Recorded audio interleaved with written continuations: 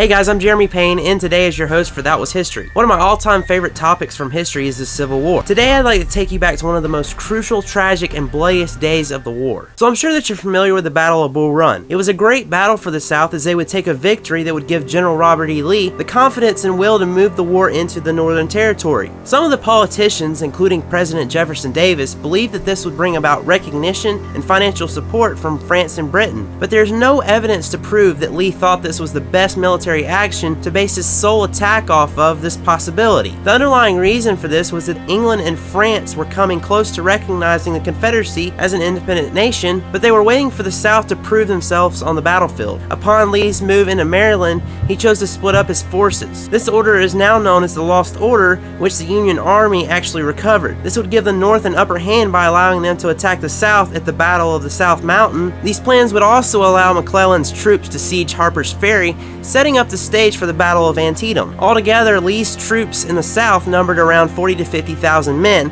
whereas McClellan's Union troops consisted of 80,000 men. On the morning of the battle, September 17th of 1862, the forces would collide. It started at the cornfields where the casualties totaled upwards of 8,000 men. The Union troops kept coming and the Confederate troops were sent in waves to try and fight them off. After this, they would move to the attack to an old sunken road, which was just a normal road up until this point, but is also known now as Bloody Lane. By the time it was over with, an additional 5,000 plus men had died there. By midday, the total number of casualties was around 17,000 men. Even after this huge struggle and battle, the forces remained around their same positions which they had originated at the beginning of the day. After this battle was over, the forces both north and south would move on. However, the civilians that returned to this land would see nothing more than desolation, death, and tragedy, everything from fields being destroyed to livestock being ran off to their own barns being overtaken and being turned into field hospitals. It would take them a total of 5 years to totally recover from this damage from Antietam. The total numbers would come to 23,110 Americans killed,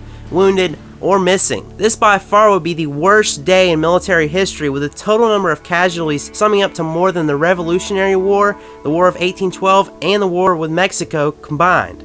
I want to thank you for sticking around to learn about this tragic day. You know, if it wasn't for the Union's victory, President Lincoln would more than likely not have been able to keep the United States together or enable the Emancipation Proclamation, which helped free the slaves. So if you enjoyed today's events, please hit that like button below, and also share your comments you might have regarding the Civil War, and be sure to visit us on Facebook and Twitter as well. We'll see you next time, guys.